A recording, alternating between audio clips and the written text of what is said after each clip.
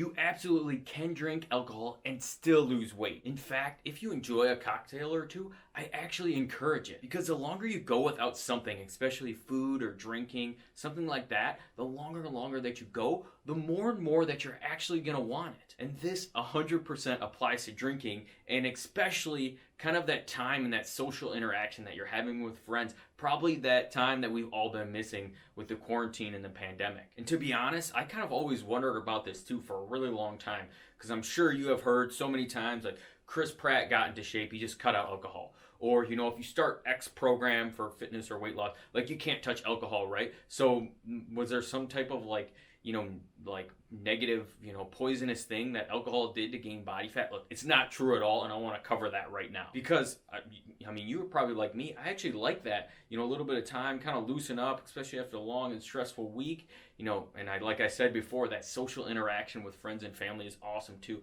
and having few of those drinks that taste amazing, whether it's wine, whether it's beer, whether it's like a mixed drink.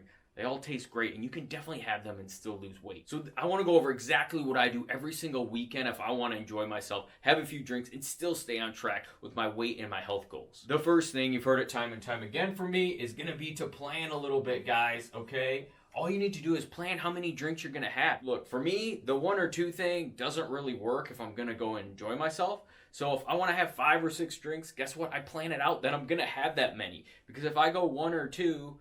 and then, it's going to pour over into 5 or 6. It kind of blows my whole day up. So really, if you want to have that many, just plan it out, and you got to make subtractions otherwhere in your diet and kind of what you're eating throughout the day, and you're going to be right on track. The next thing is going to be to eat, right? We all know about, once you start drinking, you make bad decisions, you get hungry too. And a lot of times it's because you didn't eat beforehand, you didn't eat the right types of foods.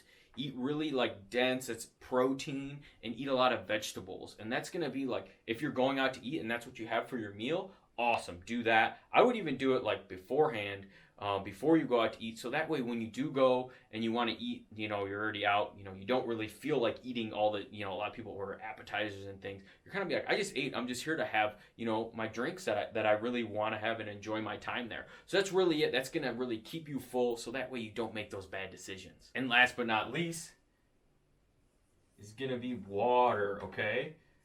So this is going to be a little different than, the water before and after a meal like I talk about. This is really going to be after each drink, you want to have a whole glass of water.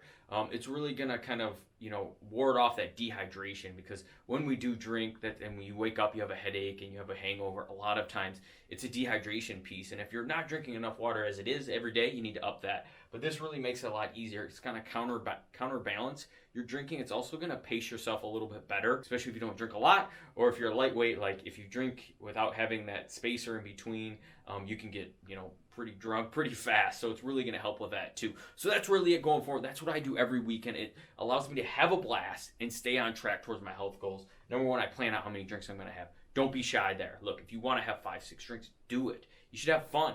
As long as you set up the rest of your day accordingly, you're going to be good. Next step, eat beforehand. Protein, vegetables, like protein is chicken, that's like a steak, that's eggs, there's so many pork, there's turkey, all of those things that are kind of those meats that are really dense and lean proteins with vegetables. Make sure that you're full so that when you do go out, you're not hungry. That's the biggest problem that we do is we go somewhere, maybe you're a little bit hungry, but then when you start drinking, it gets worse and worse. So make sure that you're full. Last but not least, drink a water before and after every single drink, which would just be after. Just do after, because it would be before and after. But that's going to really ward off that dehydration that causes that headache in the next morning. Because a big thing for me with drinking that I don't like is the next day where I feel so unproductive. So that's really going to help with that. So that's it. And I'd love to know which one of those tips was your favorite and which one you're going to start using today. Talk to you soon.